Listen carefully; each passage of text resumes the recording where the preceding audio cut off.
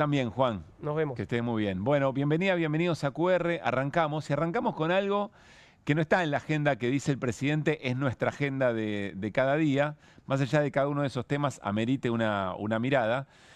Y el presidente en realidad sabe que hay otras agendas, porque de hecho algo que el gobierno venía silenciando, no venía respondiendo desde hace bastante tiempo, hoy sintió la necesidad de tener que salir a decir algo. Ya ayer el gobierno lo había hecho, nos referimos al conflicto del Hospital Garrahan, ayer lo había hecho la viceministra de Salud, también el jefe de gabinete Guillermo Francos, pero el presidente también sintió que tenía que salir a reforzar el argumento del gobierno frente a algo que, claro, habla por sí solo, ¿no? El padecer de pibes y pibas de la Argentina, o mejor dicho, de toda la región que van a atenderse al Hospital Garrahan para tratar de salvar su propia vida. Vean lo que dijo el presidente. Sí, y aprovecho para preguntarle, bueno, viendo lo que estuvo pasando en estos últimos días con los médicos del Garrahan, ¿cómo visualiza usted, presidente, que puedan mejorar la situación de lo que serían las áreas más esenciales, ¿no?, para todos nosotros, como los médicos, los maestros y los policías? Lo que sucede es que la situación la han politizado. Nosotros la del con lo Garrahan que estamos haciendo, claro, lo que nosotros estamos atacando es a aquellos, digamos, o sea, vamos a hacer así. Sí. ¿Estamos de acuerdo que es un tema delicado? Totalmente. Sí, claro. Sí, completamente. Ok. Bien. Todo lo que es esencial, médicos, maestros, policías. Ahora puntualmente, bueno, lo de Garrahan. Bueno, por eso, pero vale para todas las situaciones. ¿Estamos de acuerdo que es una situación delicada? Sí, muy delicada. Bien, ok. Estamos de acuerdo también que los recursos son escasos. Sí. A pesar de que se le ha girado una cantidad récord de recursos y mucho más que el comparativo, que los comparables. Sí. Ahora, la pregunta es, ¿usted está de acuerdo con que haya ñoquis que le filtre los recursos a gente que no trabaja? Digamos, digamos, empleados administrativos dibujados por el kirchnerismo, y digo que eso no es lo que le quitan los recursos al hospital. ¿A usted le parece? Claro. No, claro. Sí, sí, bueno, nos enteramos. Entonces usted va. Claro, supimos que había más administrativos que médicos. Que han generado los psicópatas de los kirchneristas. Es decir, inventan curros en torno a lugares sensibles. Entonces, cuando usted va y desactiva el curro, a usted lo acusan de insensible. Muy interesante, el presidente insista con usar la palabra psicópata o en caracterizar como psicópatas a algunos sectores. Otra advertencia, estamos haciendo un favor desde QR al gobierno, no sigan mezclando los salarios de médicos, docentes y policías, porque la policía se va a dar cuenta y van a entender que el reclamo legítimo, van a tener un problema, digamos, ¿no? Si ustedes efectivamente se lo dicen. Pero volvamos a lo que ayer demostramos, y ahora vamos a volver a explicar. Los datos que presenta el presidente para argumentar el ajuste sobre el Hospital Garrahan son falsos. Son falsos. Y lo demuestra el anuario del Hospital Garrahan del 2024, que ayer trabajamos en detalle, pero volvamos a hacerlo.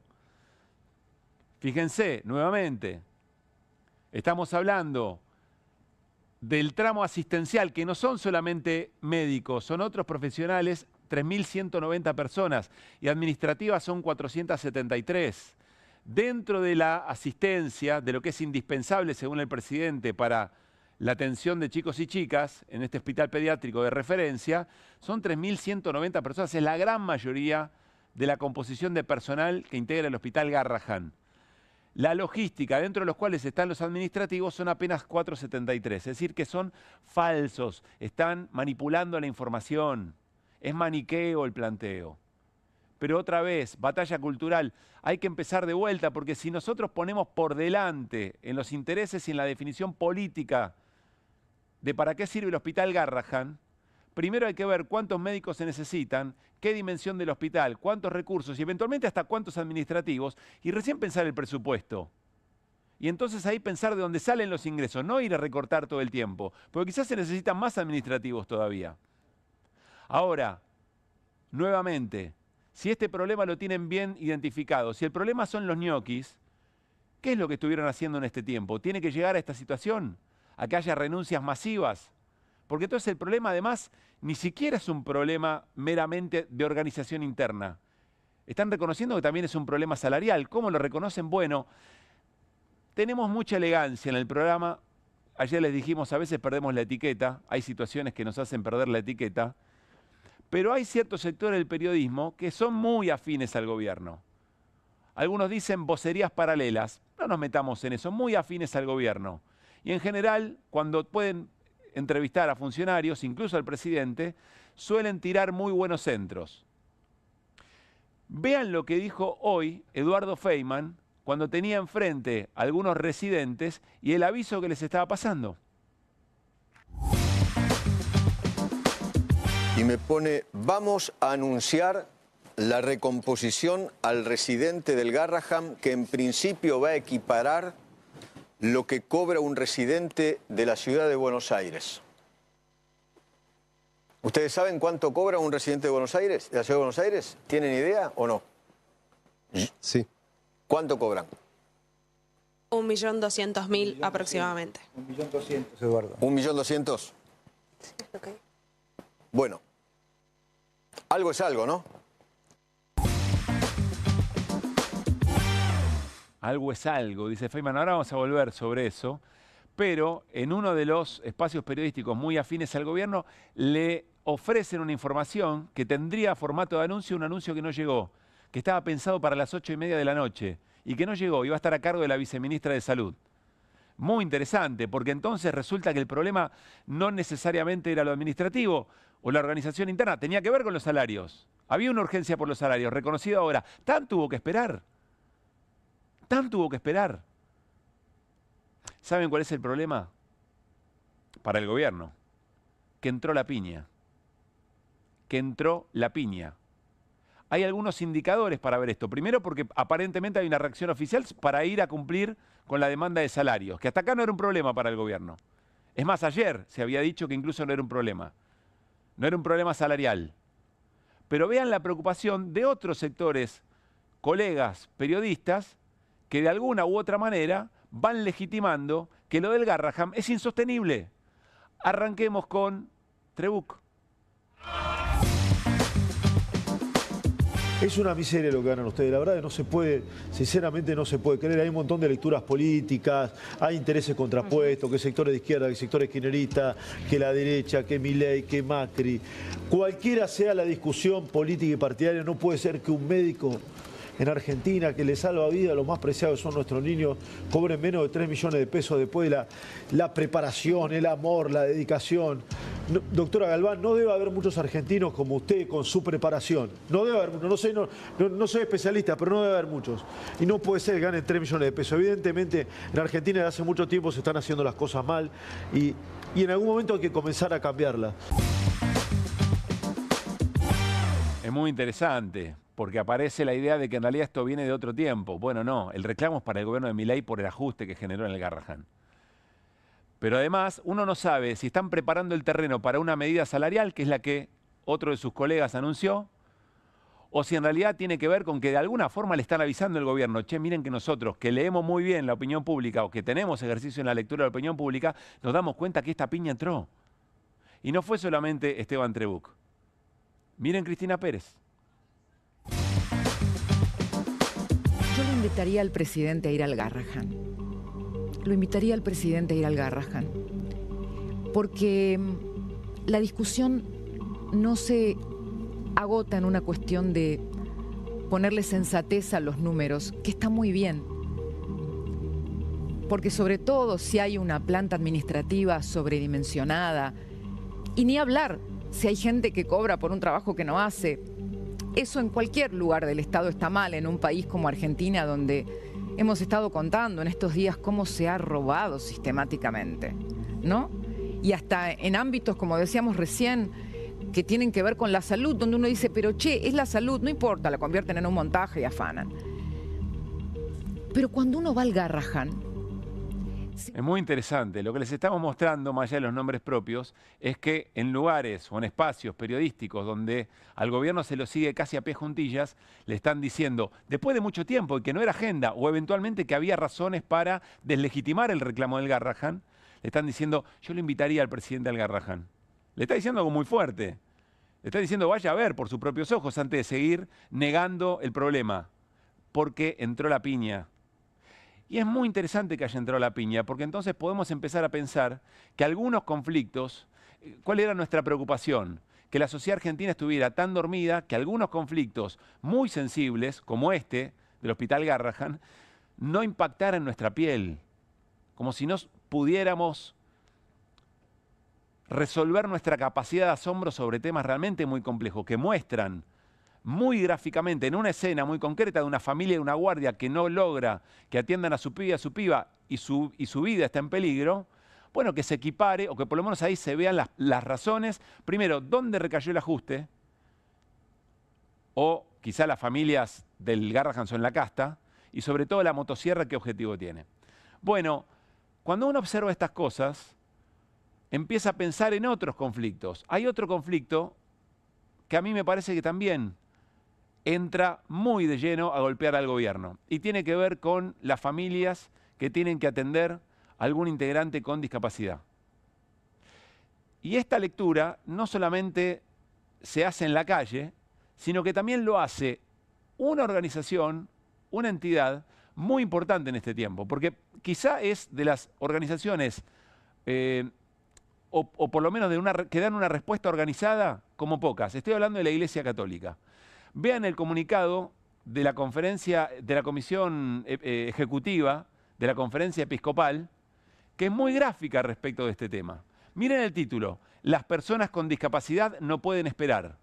Ante el desconcierto y desamparo de muchos hermanos y hermanas con discapacidad, los obispos de la Comisión Ejecutiva queremos hacernos cercanos a sus dolores e inquietudes y a las de sus familias. Ahí seguimos leyendo, pero déjenme decirles que más alto en términos de la representación de lo que piensan los obispos no se puede ir.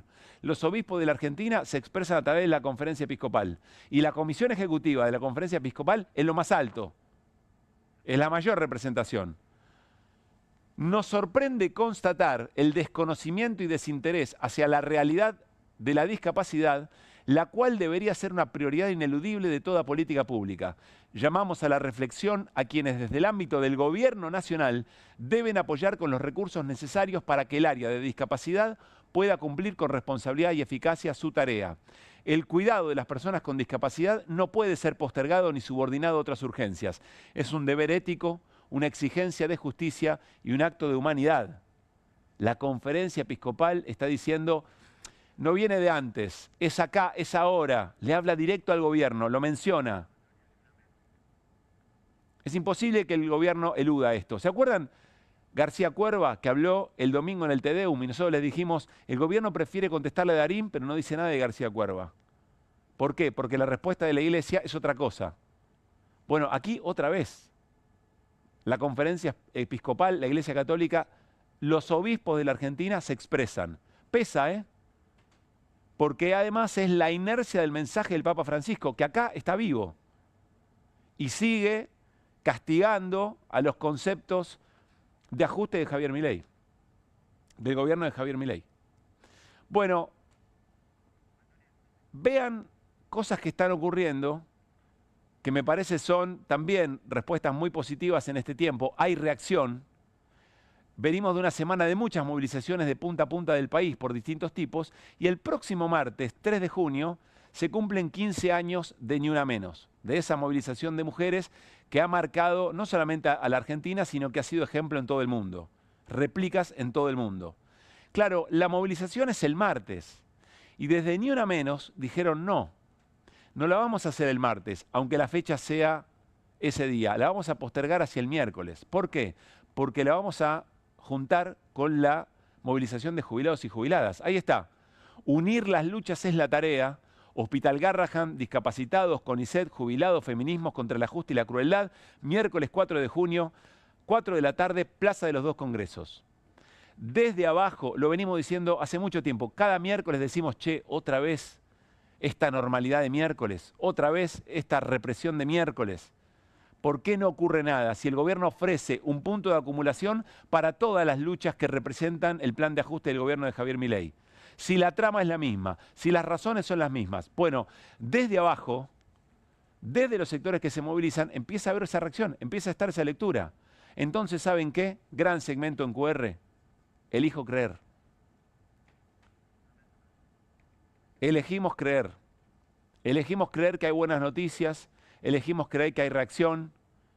Elegimos creer que no todo está perdido. Que las sociedades reaccionan, que tienen sensibilidad. Que se dan cuenta que hay otros, que hay un otro, que no todo es individualismo. Esto mismo que recién comentamos fue replicado incluso por la expresidenta Cristina Fernández de Kirchner en algo que queremos compartir con ustedes antes de cerrar esta apertura. Y tiene que ver con nuestros amigos y amigas de Indisciplinados, que generan estas piezas audiovisuales muy importantes, de mucho impacto, y que recoge la protesta y la demanda de trabajadores y de toda la comunidad del Hospital Garrahan. Con eso arrancamos. Yo siempre quise ser médica, incluso siempre quise ser pediatra. Pasaba con el colectivo por la puerta del Garrahan y yo decía, yo quiero entrar acá. Siempre estamos orgullosos del Garrahan. Podemos decirlo en cualquier lugar del mundo y saben qué significa trabajar en un hospital así.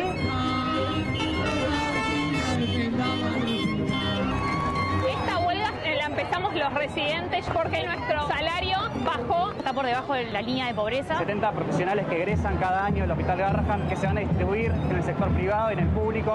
Así que es fundamental no solo para todos los chicos que se atienden en nuestro hospital, sino para el resto del país, que se va a poder atender con nosotros, que nos formamos con alta complejidad y con excelentes profesionales. Lo importante es cuidar a los niños, niñas y adolescentes de nuestro país. Es eso solamente. Nosotros todos los días estamos con la muerte también, ¿no? Porque tenemos un pacientito crítico. Entonces eso también a veces te pega a veces también. Es duro. Este es mi nombre, Casu. Me lo hizo una chica que se llama Sofía, de 14 años, de Catamarca, que ella era una chica que jugaba al vóley y de un día para el otro sufrió una especie de parálisis en la mitad del cuerpo que nadie entendía de dónde salía y estuvo 2 meses internada en el Garrahan hasta que le diagnosticamos un tipo de cáncer que es el segundo caso en el mundo que está registrado que se presenta de esa forma. Ella hoy en día está haciendo quimioterapia y está en excelente estado y está recuperando sus actividades habituales. Hace 4 meses a mi sobrina la operaron, se está recuperando, subió de peso y yo estoy feliz, porque lo peor que le puede pasar a cualquiera es que se le enferme un hijo. Y lo mejor que nos puede pasar a nosotros es tener un hospital como el Garrahan que atiende a los hijos de toda la nación. Soy tía bisabuela de Mateo Rivero y acá le salvaron la vida. Soy enfermera profesional jubilada. Acá está la mano hermosa y científica que me da un orgullo. Pero no hay insumos. Los vamos a conseguir aunque tenga que vender mi casa. Muchas gracias. Como ven, esto nos atraviesa a todos. Yo soy Francesca, tengo 11 años. ¿Qué te gustaría hacer cuando sea grande? Podría ser doctora, bombera. ¿Por qué te gusta ser doctora o bombera? Para salvar vidas como mi hermano. Él nació en el Garrahan.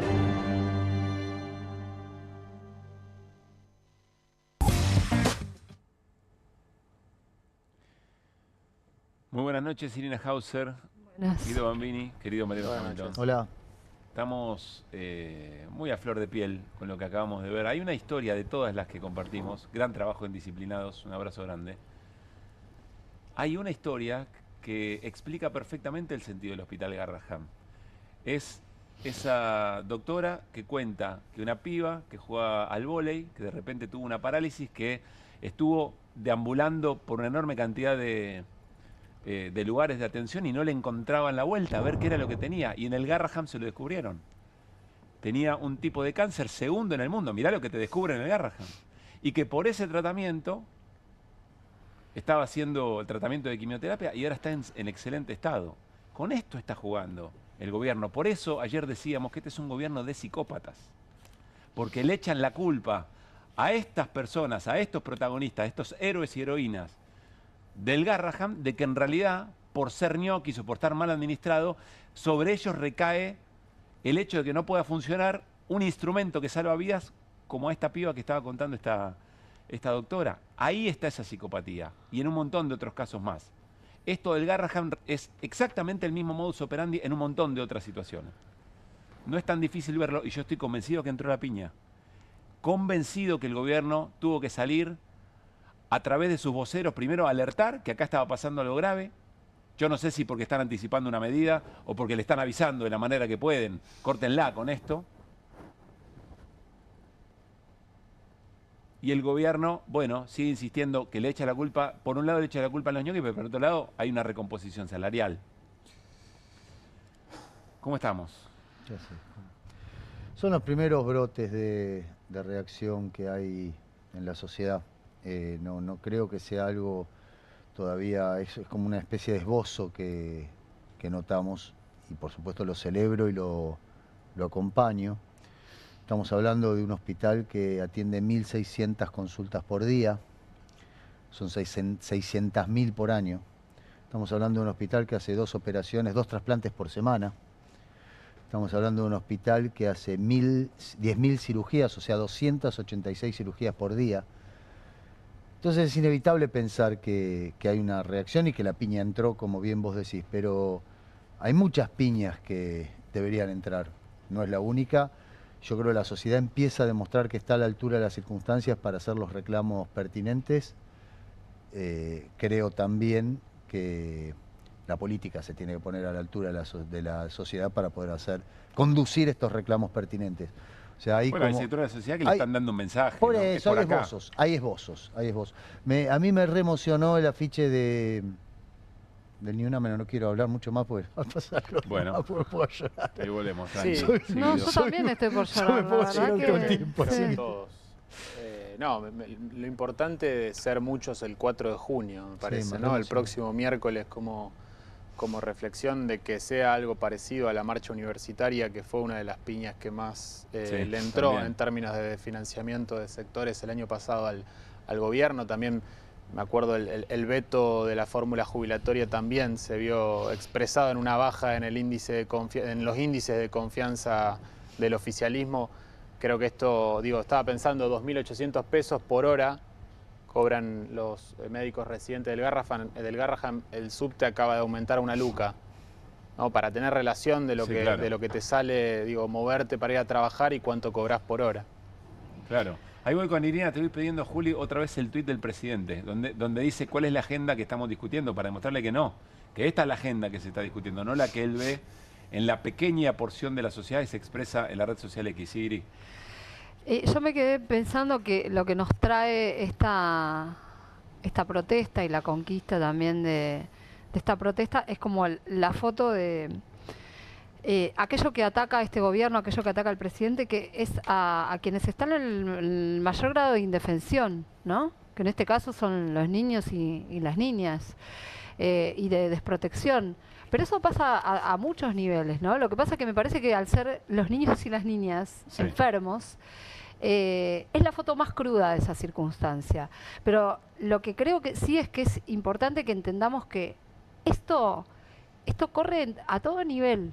O sea, que cuando le pegan a los viejos, que van y a las viejas, con todo cariño dicho esto, ¿no? Que se van a manifestar, es lo mismo, ¿no? Cuando le quitan la comida a los comedores comunitarios, con el artilugio de que hay que hacer auditorías y todas esas cuestiones. Es lo mismo.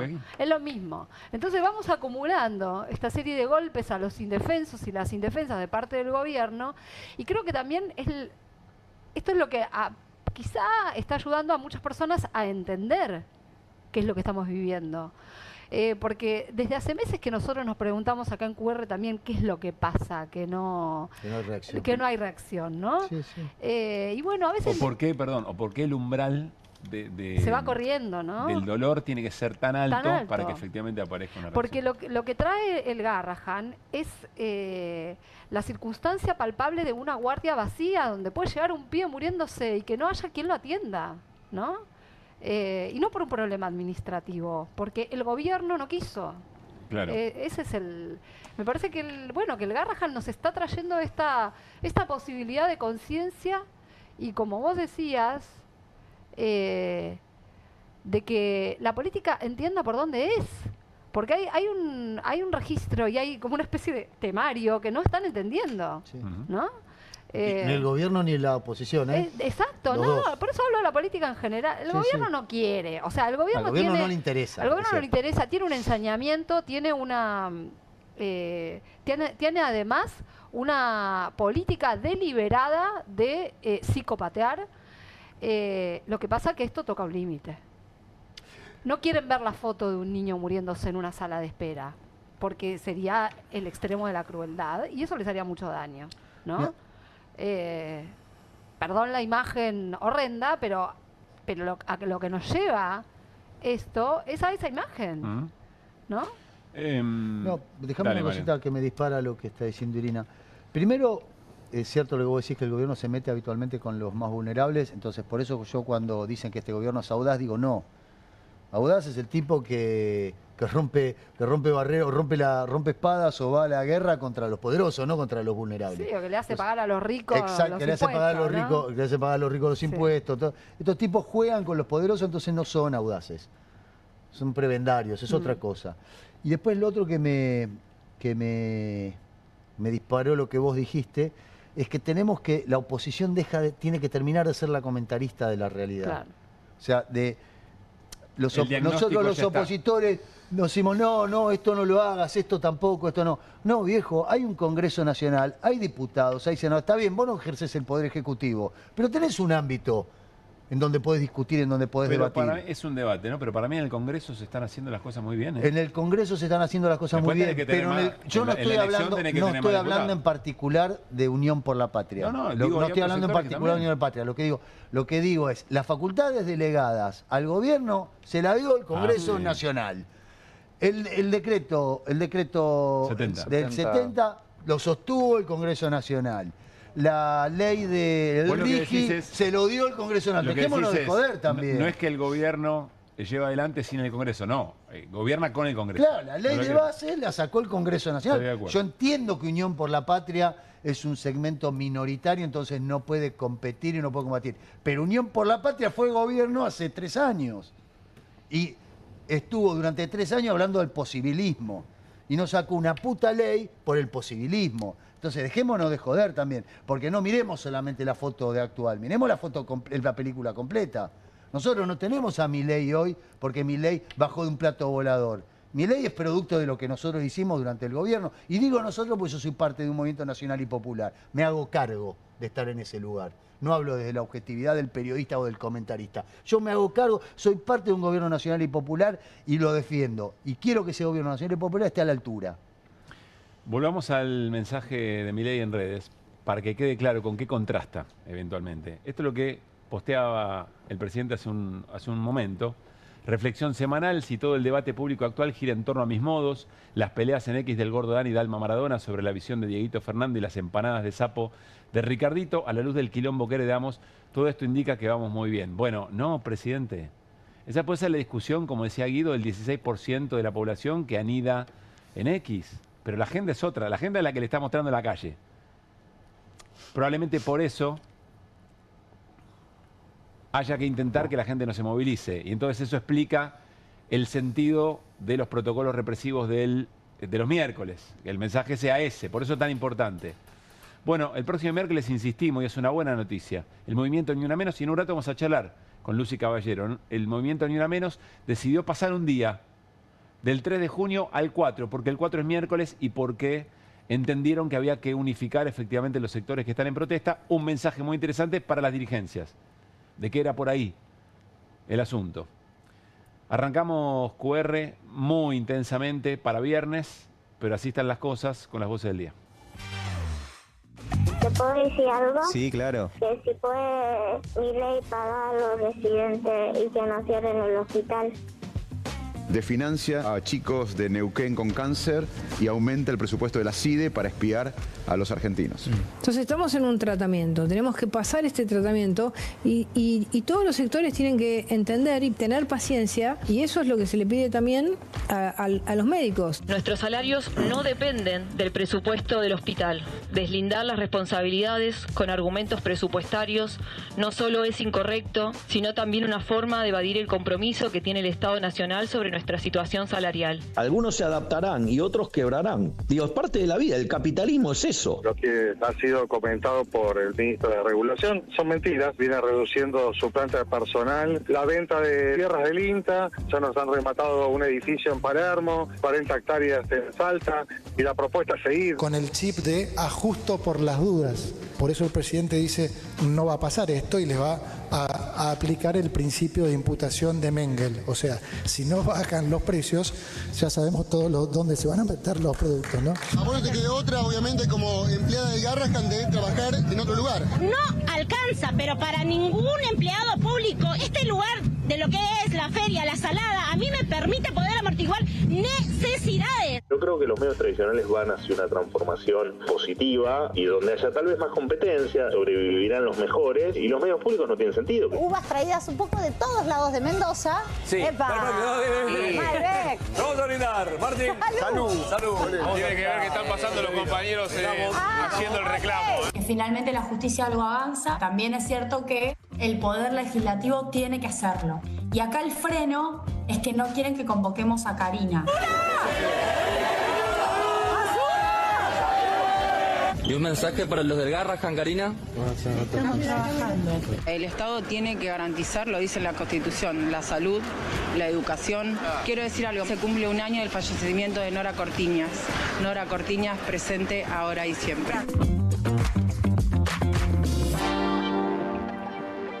Enseguida vamos a charlar con Cristina Álvarez Rodríguez, jefa asesoras del gobernador Axel Kicillof en la provincia de Buenos Aires. Mañana hay un acto muy importante en La Plata, una suerte de lanzamiento del movimiento Derecho al Futuro. Y quiero decirles que además, mucha atención sobre lo que allí se discuta y la palabra del gobernador. Y el lunes hay una entrevista a la expresidenta Cristina Fernández de Kirchner, presidenta nacional del PJ, y me parece que vamos a estar muy entretenidos en términos de ver hacia dónde se mueve el campo nacional y el peronismo en particular en estos días. Enseguida charlamos con Cristina, pero nos vamos a meter en un segmento central del programa. No soltamos tema, no soltamos prenda. Si está Irina Hauser es garantía de eso y tiene que ver con los cuentos de la cripto, que tiene por supuesto nuestra portada, porque hubo novedades, Irina. ¿Cuáles son las más importantes? Hubo muchas. Te cuento una que viene de Estados Unidos, que es que una jueza, la jueza Jennifer Rochon del Distrito Sur de Nueva York, donde fue a parar, ¿se acuerdan que contamos que se habían juntado las demandas civiles en el fuero federal? Bueno, esa jueza ordenó congelar 280 millones de dólares de billeteras que están vinculadas al caso Libra. Esto es a partir de un pedido que le hacen dos estudios de abogados que se están ocupando en Estados Unidos de esta cuestión. Uno es Burwick y otro es un estudio que maneja un ex fiscal de allá de Nueva York que se llama Traynor. Bueno, él, además, Traynor dio a conocer esta noticia, se conoció también el detalle de esta medida cautelar que dicta la jueza. ¿Qué es lo que hace la jueza? Ella ordena inmovilizar cosas que ya se conocen, parte del dinero cripto que ya se conoce. ¿Que está dónde, Iri? Bueno, está en billeteras virtuales. Son billeteras que además llevan el nombre de Libra 1, Libra 2, Libra 3, o sea, están vinculadas directamente a esta maniobra, a esta operación que le hizo perder miles de dólares a muchos inversores, a más de 40.000 según lo que se estima. Parte de ese dinero ya fue congelado por una empresa que se llama Circle, cerca de 60 millones, porque todo lo que sea dólar cripto, esta empresa habitualmente lo congela. Ajá. O sea que parte de la orden ya se cumplió. Hay otro tanto, que es lo que está pedido, que lo que dice la jueza es: ninguno de los implicados en Estados Unidos puede tocar ningún token, ninguna criptomoneda que tenga en sus billeteras o las personas vinculadas a ellos. ¿Esto para qué es? Para que eventualmente, cuando termine el juicio, pueda haber recursos para indemnizar. Y lo dice la jueza, que es que para que haya recursos disponibles en caso de que la demanda prospere. Cuando alguien dicta una medida cautelar en Argentina o en cualquier lugar del mundo es porque presume que los demandantes tienen razón. O sea, intenta mitigar el daño. Exactamente. Entonces, la prevención es esa. ¿Hay alguna duda acerca de si lo que ya se congeló tiene que ver con lo que se pidió desde Argentina también? Porque hay una de las querellas que litiga ante la jueza Servini, que pidió también el congelamiento. No está claro eso. Sí está claro que tiene que ver evidentemente con lo que se pidió desde Estados Unidos. Esta es una novedad que viene de allá. Los términos de la cautelar son interesantes porque afirman además que hubo una estafa, que esa es la presunción de la jueza. Sí, bueno, notamos que Milei y Karina Milei quedaron afuera de esa demanda, tal como lo habíamos contado, no son mencionados por la jueza, que sí dicen que, bueno, tangencialmente que hubo alguna influencia por la difusión que se hizo de la criptomoneda por parte del presidente, pero no lo dice involucrándolo. ¿Y qué pasa con los teléfonos de Milei, Karina Milei y otros? Entre las medidas que se tomaron acá en la causa que tiene a cargo María Servini junto con el fiscal Eduardo Tayano, y también esto te revela la importancia de que haya querellas, porque son pedidos de las querellas.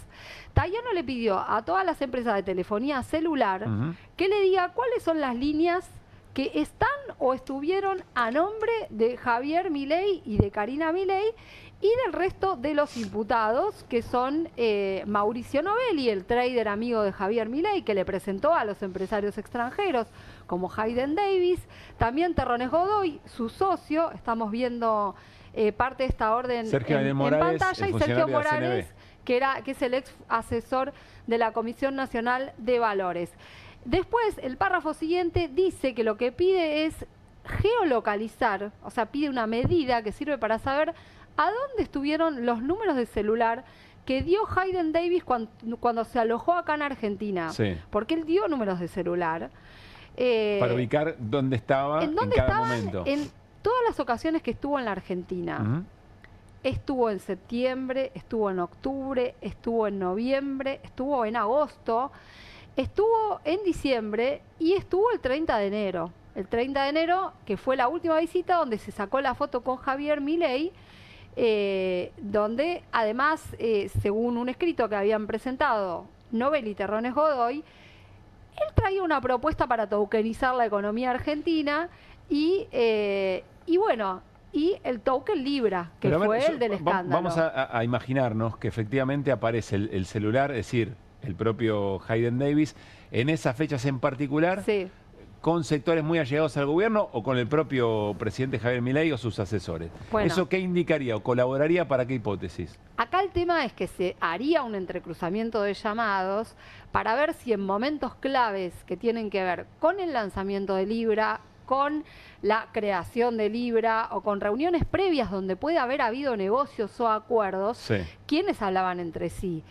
Bueno, en el Poder Judicial hay opiniones divididas sobre para qué puede servir esta prueba. Hay algunos que la consideran que pueden llegar a ser indicios importantes de la existencia de algún acuerdo y para otros que consideran que no es suficiente, ¿no? Pero si la está pidiendo Tayano es porque él considera que está bien lo que pidió la querella, que puede llegar a servirle para redondear por lo menos una hipótesis. Una de las hipótesis acá es que se pagaron coimas. Que se habrían pagado coimas, ¿no? Para... Bueno, eso es muy difícil con la geolocalización, pero eventualmente, es pregunta, de las cosas más importantes a saber es si efectivamente el presidente sencillamente a alguien le dijo, che, mira qué bueno esto, lo voy a difundir con su buena voluntad y cierta ingenuidad por parte de un presidente, o si en realidad se puede demostrar o aparecen indicios de que había ya varias conversaciones y el que el presidente en realidad estaba divulgando e impulsando algo que conocía. Esa es una de las cuestiones y la pregunta que siempre traemos, ¿quién le pasó el famoso contrato que él dice ya era público, pero no era público? Eso nadie lo pudo contestar. No, bueno, o nadie quiso. O nadie quiso, claro. No se puede contestar. O no se puede. Se puede contestar. Claro, por eso digo. Esa es otra de las cuestiones. Está pendiente también el resultado de un peritaje de los teléfonos de los empresarios. Todavía peritajes sobre celulares de Milei o de Karina no hay. Pero no seas mal, hizo una auditoría Bray. Cuando le mostró el celular. Sí, es verdad. La auditoría más profunda de la historia. Mariana Bray lo hizo, una auditoría. Después en otra entrevista, si no me equivoco, Adorni o algún funcionario confesó que había un teléfono rojo, ¿no? Hay dos teléfonos. Que había dos teléfonos y que había un teléfono. El de Bray no servía para nada, digamos. Claro. Ese no. Quiero invitar a la conversación a Maximiliano Friedman, es periodista, es colega. es programador, pero además alguien que conoce mucho el mundo cripto, de lo que estamos efectivamente hablando. Maximiliano, soy Pablo Caruso con todo el equipo de QR. Saludamos, buenas noches. ¿Qué tal? Buenas noches, ¿cómo están? Gracias, muy amable por este rato. Mi primera pregunta es si después de todo lo que contó Irina, las últimas novedades, vos tuviste una impresión inmediata casi cuando se conoció el caso, de que esto se trataba de una estafa y que había implicancias absolutamente necesarias por parte de funcionarios como el propio presidente Javier Milei. Quiero preguntarte si con todo el recorrido de ese tiempo hasta ahora, vos seguís sosteniendo la misma mirada, la misma hipótesis. Sí, básicamente no ha cambiado mucho, un poco lo que venían diciendo antes. Creo que uno de los puntos claves acá es de dónde salió la dirección de la página web y la dirección del contrato. Creo que eso resolvería todo muy rápido, bien. Pero hasta ahora creo que, o sea, sin el tuit del presidente, nada de esto hubiera pasado. Sí. Era parte necesaria. Después, las responsabilidades penales o no es lo que se requiere de la investigación, ¿no? Claro. Si era ingenuidad, qué pasó, digamos, no lo sé, o no lo sabemos, son todas especulaciones que tenemos. Lo que ha habido luego de eso, en realidad fueron, digamos, diciéndolo mal y pronto, mentiras. O sea, lo que obtuvimos de parte de respuesta, en lugar de decir, bueno, no sé, nos equivocamos, fue un error, estuvo mal, pasó esto y listo, y seguimos adelante, fue como tratar de cambiar el eje, no contestar. Entonces, bueno, por ahora siguen las mismas dudas. Claro. No se ha generado nada nuevo. Ahora, aún así, Maximiliano, porque en lo dicho y lo no dicho también hay cosas muy, muy importantes, de todo lo que ha ocurrido en el marco de las investigaciones formales, de los decires públicos, de las exposiciones del jefe de gabinete, ¿qué es lo más relevante que te parece hasta ahora que ha ocurrido? A ver, lo más relevante es, de nuevo, creo que sigue siendo el punto clave, es la dirección del contrato, de dónde salió y la página web. Bien. Que dicen que es público y no es público, bien. Y después, lo demás, lo que ha pasado es que Hayden Davis ha cambiado mucho el discurso, evidentemente al incorporar abogados que le han dicho que evidentemente que cambie lo que estaba haciendo. Los primeros días de Hayden Davis, que lo vimos entrevistado, decía cosas cada vez peor para él, incluso parecía, ¿no? Los $100 millones que eran de Argentina, después involucró a personas y después se cayó. Entonces ahí hubo, por supuesto, un cambio. Y después, básicamente, pensemos que los fondos de Libra quedaron quietos ahí, si bien recién ahora se congelaron formalmente, algunos de ellos al menos, los fondos han quedado quietos. Entiendo que también fue una estrategia de defensa, más allá de que Hayden Davis tiene otros fondos de otras meme coins y cosas donde sí estuvo haciendo plata y moviendo plata, pero las billeteras asociadas a Libra como que las había dejado bastante quietas, ¿bien? Así que no habíamos tenido mucho movimiento por ahí. Y respecto a otra novedad que hemos tenido, la verdad que hemos tenido poco, se ha avanzado poco en novedades. Bien, lo que ha pasado es la evolución natural de la cosa, que bueno, los juicios van avanzando, más testigos van apareciendo, pero yo no he visto algo que haya virado mucho la situación desde el primer día. Irina. Hola, Maxi, Irina Hauser te saluda. Hola.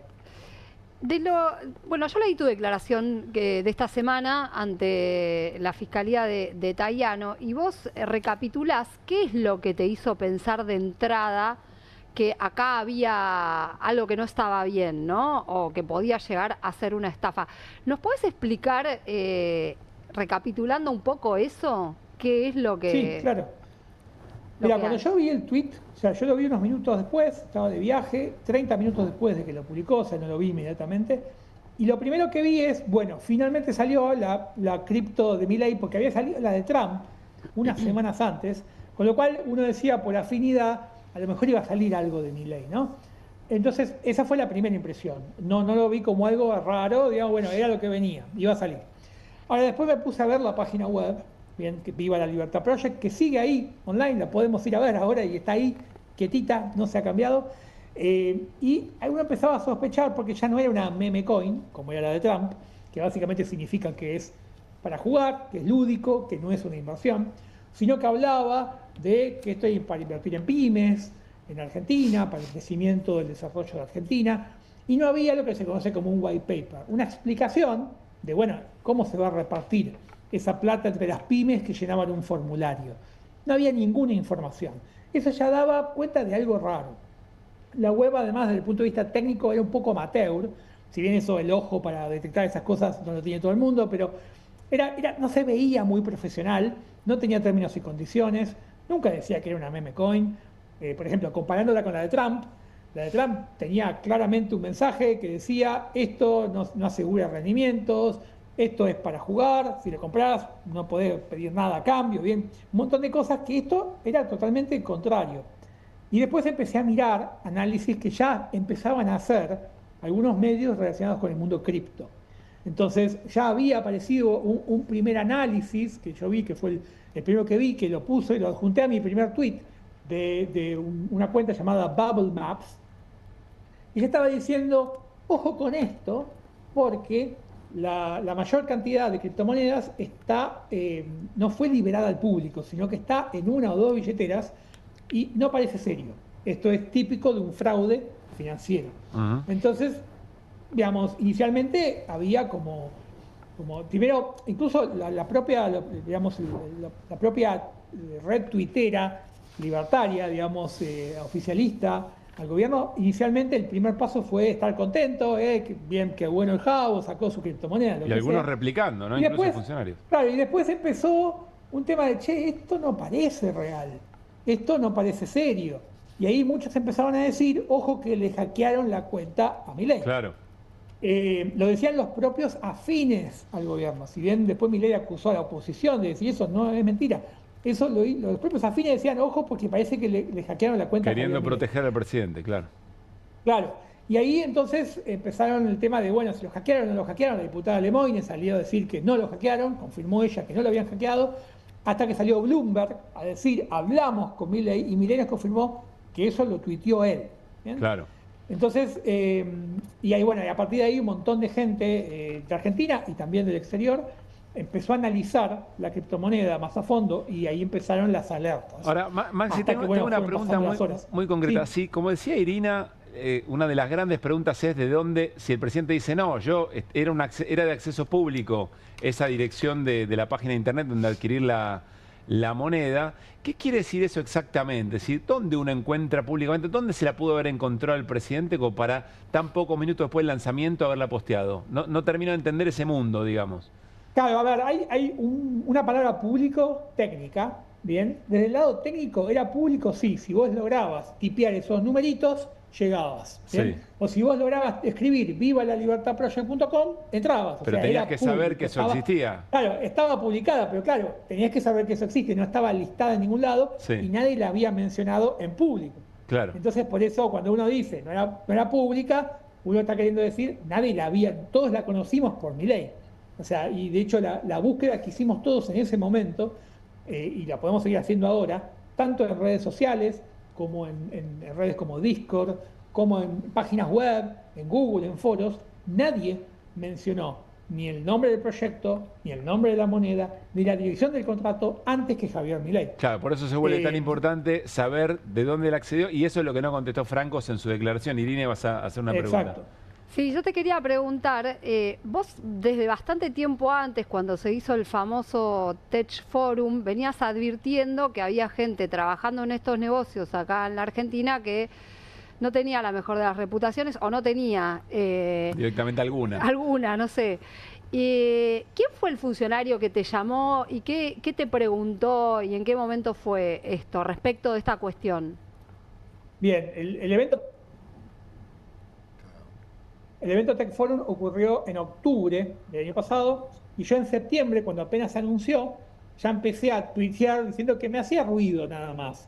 ¿Por qué? Porque ellos ya decían que iba a estar el presidente, y tenía cierto auspicio con el logo oficial, la página web, sin tener todavía sponsor, sin tener historial de nada, un evento nuevo que salía, y los dos organizadores tenían historial de mucha gente en público denunciando que habían participado de fraudes financieros o habían promovido fraudes financieros. Claro, un segundo antes, público, vos estabas viendo que había un evento, que iba el presidente, y dijiste: bueno, a ver quiénes están, cuáles son las personalidades que va a legitimar el presidente con su presencia, y ahí empezaste a averiguar quiénes eran estas personas. Claro, exacto, y hablé con mucha gente de la comunidad cripto, y la respuesta era: los pocos que había que fueron sumándose lo que me decían así con esta palabra son todos proyectos falopa, ¿bien? Que básicamente significa de poca reputación, que no los conoce nadie. Está bastante claro, ¿no? Hay mucho. Lo que significa falopa. En el mundo, por ahí para el mundo cripto no es claro, pero para nosotros sí. Para el barrio sí. Claro, entonces, nada, yo seguí tuiteando eso y después tuiteé un video que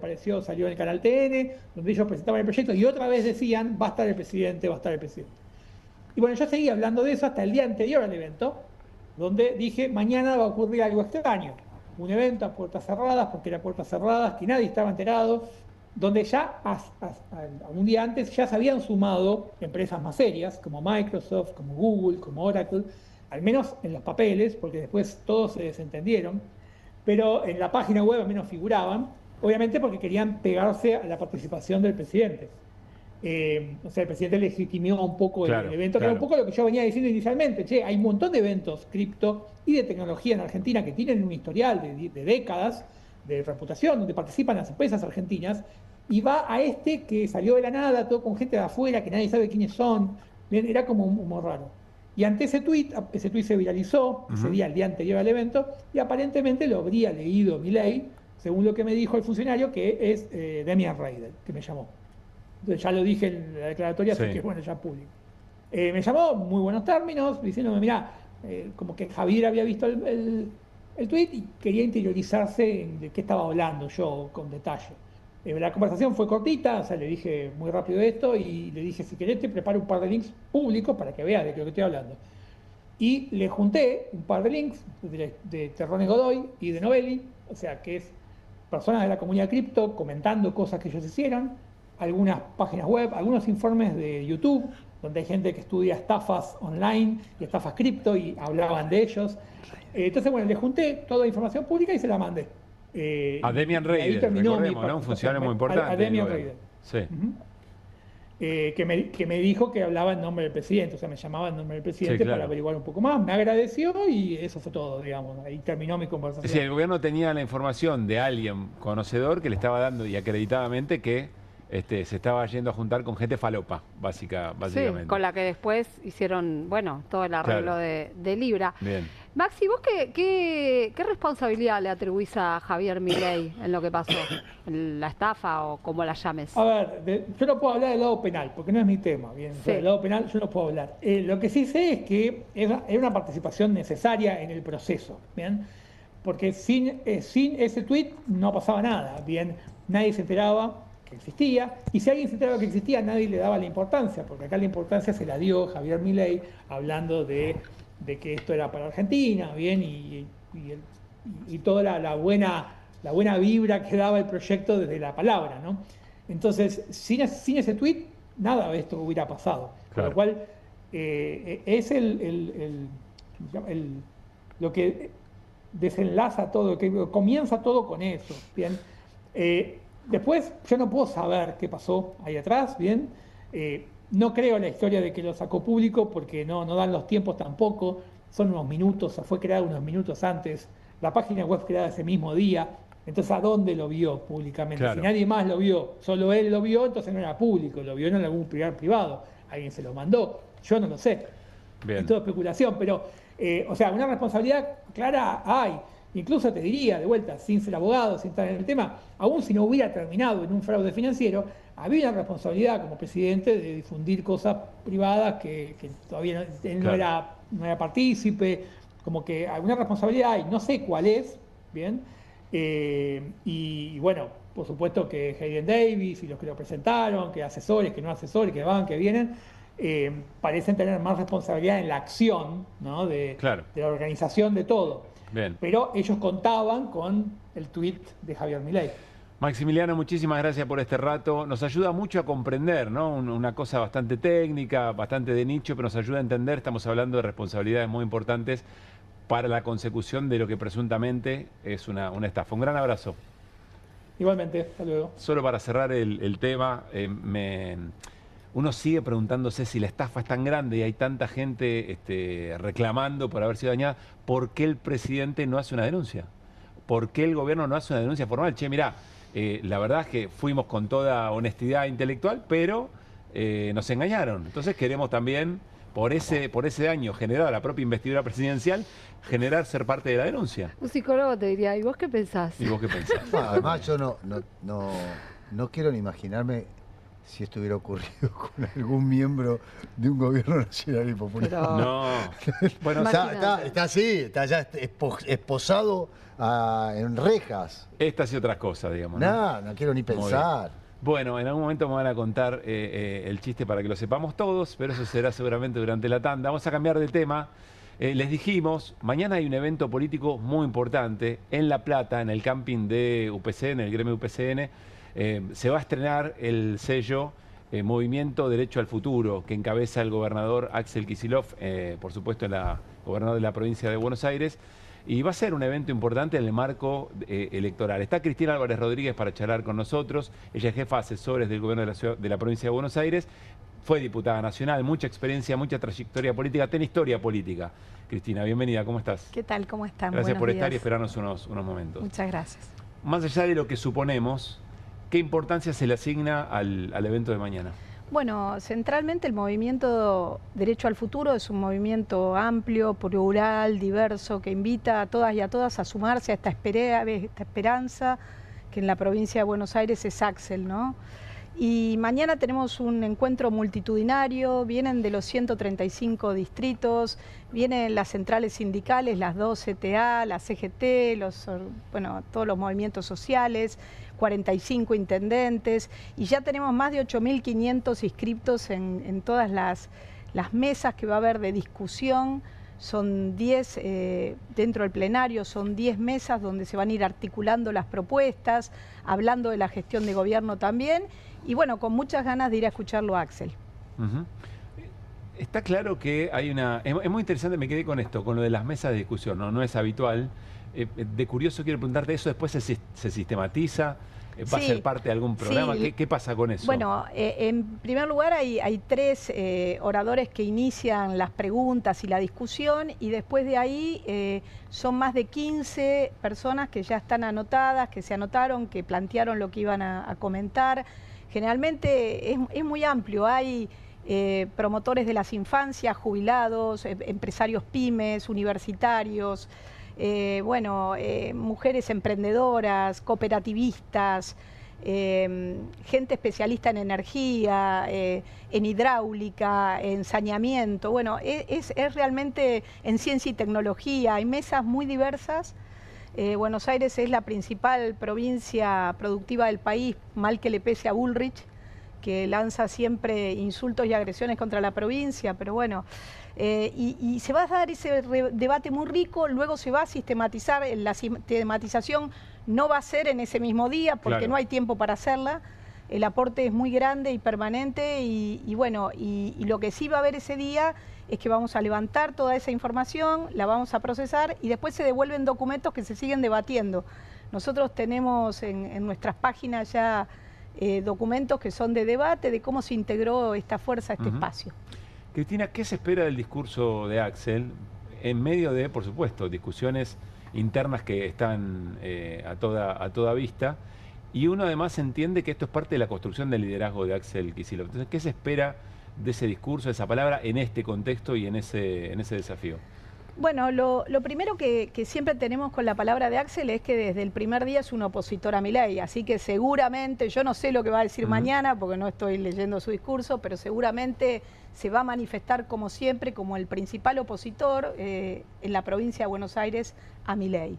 Luego también, indudablemente, siempre va a lanzar cuestiones que tienen que ver con la administración del Estado. Hoy Buenos Aires tiene una agresión permanente por parte del Estado Nacional, una agresión que le quitó fondos específicos, que están hoy en la Corte Suprema, los hemos llevado, Irina, a la Corte, sin mucho resultado, quiero decirlo, pero que sí se hizo la denuncia, el Fondo de Seguridad, el Fondo de Transporte, el Fondo Previsional y el Fondo Educativo, más la paralización de 1000 obras públicas estratégicas, como la Ruta 3, donde hace muy poco tiempo vimos un accidente entre un colectivo y un camión, o obras hidráulicas muy importantes, o más de 24.000 viviendas paradas, algunas al 95%, como las que vemos en Berazategui, ahí al borde de la autopista. Así que bueno, creo que también va a hablar de esto, Y por supuesto que va a hablar de este deseo que todos tenemos y esta esperanza que tenemos puesta en él, en que hay alternativa. Y que esa alternativa en la provincia de Buenos Aires la estamos construyendo, contarle a nuestros vecinos que hay que ir a votar, porque tienen que elegir entre un Estado presente, un Estado innovador, un Estado cercano, que tiene que mejorar muchísimas cosas, pero que está en marcha, o este Estado de Milei que viene con la motosierra a querer destruirlo todo, no solo los derechos, sino las esencias de lo que es la ciudadanía bonaerense, que es un pueblo de trabajo, de producción y en paz. Cristina, pregunta delicada, pero realmente muy, muy importante. Después de las experiencias electorales que se han visto en todo el país, ¿la estrategia del desdoblamiento sigue teniendo la misma, para ustedes, sigue teniendo la misma importancia? ¿Sigue siendo una buena decisión? ¿O hay por lo menos alguna duda? Bueno, nosotros creemos que el desdoblamiento, en la experiencia que se vio en otras provincias, ganaron los oficialismos. En realidad, el desdoblamiento en la ciudad de Buenos Aires, con una dispersión y una atomización del voto, tuvo un resultado igual bueno electoralmente para el espacio del peronismo, pero insuficiente. No para el oficialismo. No para el oficialismo. Ese fue un problema que indudablemente tuvo el gobierno de Macri, pero para el peronismo, para Santoro, la verdad que fue un resultado importante. No alcanzó porque nosotros en el peronismo bonaerense son de los que queremos ganar la elección, ¿no? Y claramente hemos demostrado eso con Axel en la última elección. Se perdió el gobierno nacional, pero nosotros hemos ganado las 3 elecciones y la distancia al que seguía eran de 20 puntos. Esta es una elección legislativa, es mucho más compleja.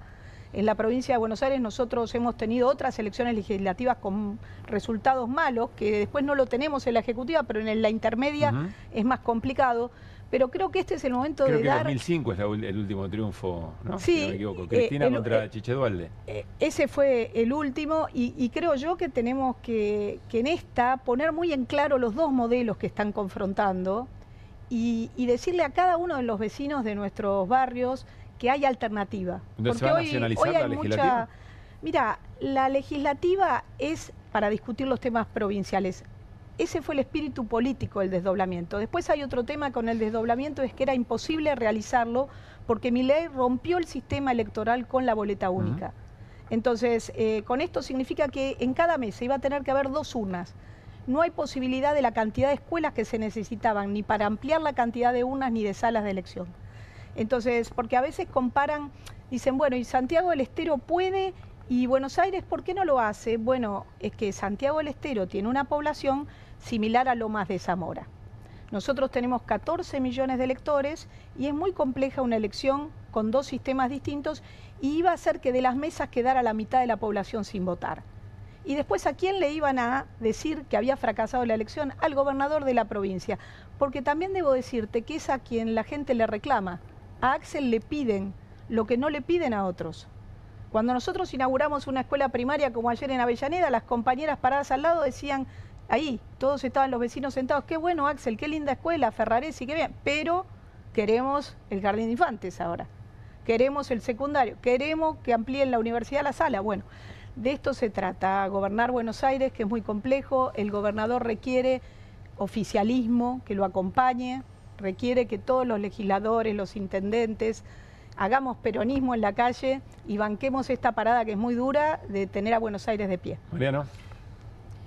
¿Qué tal? Buenas noches. ¿Qué tal? Buenas noches. Está muy claro el rol de Axel Kicillof en este momento en el escenario político argentino. Está muy claro también la problemática de la provincia de Buenos Aires en este tema de la orfandad de recursos o cómo se está tratando de mover en Aguas Turbias. Pero mientras tanto, como dice Carlos Herrera, las blancas mueven, ¿no? Y las blancas acaban de mover, Milei acaba de cerrar, el Libertad Avanza acaba de cerrar un acuerdo con el PRO en la provincia de Buenos Aires, van a ir juntos a la elección y creo que el mundo peronista, como vos lo referiste recién, está tratando de saber cuál es la movida de las negras, porque las negras les toca mover ahora y cuando las negras mueven tenemos ahí un problemita, ¿no? Por lo menos por ahora. Bueno, nosotros estamos moviendo mañana y creo que nosotros somos promotores de la unidad. La unidad es muy importante, pero también una unidad programática, una unidad que acompañe a Axel y lo banque en todas las paradas, una unidad que sea capaz de generar esa alternativa propositiva y que sea amplia en términos de que sea unidad con los universitarios, con los empresarios pymes, con las cooperativas, con todos los sectores de la sociedad que tienen que expresarse y protagonizar esta elección. Ese va a ser nuestro objetivo y estamos absolutamente disponibles a construir la mejor unidad posible. No estamos en contra de la unidad. Lo que pasa es que venimos de una experiencia donde hicimos una unidad muy necesaria, muy rápida, pero que después no la pudimos consolidar en el gobierno. Fue un desastre. Estoy completamente de acuerdo. Entonces hay que aprender de eso. No se puede pegar algunas cuestiones con boli No es sacarse una foto. Por eso. Pero yo estoy viendo fotos ahí. En la pantalla. ¿Cómo está la producción, Estoy viendo fotos. Estoy viendo cómo van corriendo las fotos. Van corriendo las fotos. Básicamente esa resume bastante bien. Claro, y la pregunta que yo me hago a partir de lo que vos decís es, ¿hay tantas diferencias programáticas? Bueno, yo creo que hay que discutirlas y esa discusión se tiene que dar en un ámbito que hay que generar y que estamos todas las partes con vocación. Bien. Me parece que a veces hay distintas instancias y creo que hoy la distancia de consolidar este espacio que es el Movimiento de Derecho al Futuro, que es un espacio que lo lidera Axel, que conduce la provincia de Buenos Aires y que es opositor a Milei, es un espacio que da mucha esperanza y por eso la concurrencia que va a haber mañana, a mí me emociona cuando hoy llamaban compañeros de distintos lugares, vienen mañana desde Saliqueló, de Villegas, y bueno, y lo hacen con todo el entusiasmo de saber que la voz que traigan va a ser imprescindible y escuchada. El liderazgo de Axel respecto de lo que representa no solamente para lo que resta del mandato en la provincia de Buenos Aires, sino en la expectativa, por supuesto, es un candidato presidenciable y hasta yo diría casi cantado, digamos, ¿no? del Movimiento Nacional Popular. ¿Ese liderazgo necesariamente se construye en confrontación con Cristina? No, nosotros no consideramos confrontar con otro para construir. A ver, hace ya 5 años que Axel gobierna una provincia y que lo hace de una determinada manera. El Estado provincial, el Estado presente que Axel promueve, es un Estado también innovador y un Estado muy austero, que aún en esta época puede seguir dando paritarias a la alza, con toda la dificultad, insuficientes, querríamos más, como cuando teníamos más recursos, pero me parece que esa es la cara del liderazgo de Axel. No es un liderazgo, y bien en clave bonaerense te lo digo, porque nuestro desafío está en la provincia de Buenos Aires. Nosotros tenemos por delante 2 años más de mandato. Claro. Y por otro lado creemos que Cristina es una figura muy importante para todos nosotros también. Y es una figura 2 veces presidenta, hoy preside el Partido Justicialista a nivel nacional. Así que no es en contraposición uno a otro, no es Boca River, no. No, la discusión está, por eso pregunto. La discusión existe y es sana. La discusión, si el liderazgo de Axel necesariamente implica esa confrontación o resolver esa confrontación. No, para mí que el liderazgo de él se construye por su acción. Yo cada vez que lo veo inaugurar un centro de salud, que ya llevamos 187, 260 nuevas escuelas, o entregar patrulleros o lo que sea, yo ahí digo, mira, ahí está el acto mayor de oposición a Milei. Se construye con su acción, estamos de acuerdo, pero hay silencios que hacen un ruido tremendo, como por ejemplo cuando asumió Cristina el PJ, la presencia del PJ. Hay silencios de Axel a veces que son atronadores. Bueno, la verdad que silencios y palabras grandilocuentes hay en todas partes. Acá son muchos los malos silencios que las palabras grandilocuentes. La verdad que nosotros, con respecto al PJ Nacional, bueno, les cuento, yo era vicepresidenta del PJ Nacional, Axel también. Nosotros renunciamos, Cristina nombró un nuevo Consejo Nacional y nos parece bien. Claramente no somos parte de ese Consejo Nacional, pero por supuesto que es nuestro movimiento y es nuestro partido político que honramos con la gestión, y la mejor manera de honrarla a Cristina es hacer lo que estamos haciendo, trabajar y trabajar para ganarle a Milei. Hoy hablé con Lucas Gui, intendente de Morón, que es parte del Movimiento Derecho al Futuro, y le preguntaba por el tema, vuelvo al desdoblamiento, y él decía, yo quiero estar muy orgulloso de salir a confrontar en una elección legislativa local, salir a mostrar todo lo que hacemos desde el municipio en contraste con lo que significa la gestión de Milei. Y yo le preguntaba, bueno, vos vas a intentar hacer eso. Ahora tenés un aparato mediático que te va a tratar de nacionalizar la elección y que te va a hablar de salud, que te va a hablar de educación y te va a hablar de seguridad, en términos en que en la provincia de Buenos Aires es muy difícil que alguien diga, listo, acá está el trabajo resuelto, porque hay cosas que son muy estructurales, digamos, ¿no? Eso es lo que a mí a veces me cuesta ver qué dinámica se va a dar en la propia campaña respecto a estas elecciones del 7 de septiembre. Está claro que en la provincia avanzamos en muchas cosas, pero nos falta muchísimo todavía y que los recursos son insuficientes.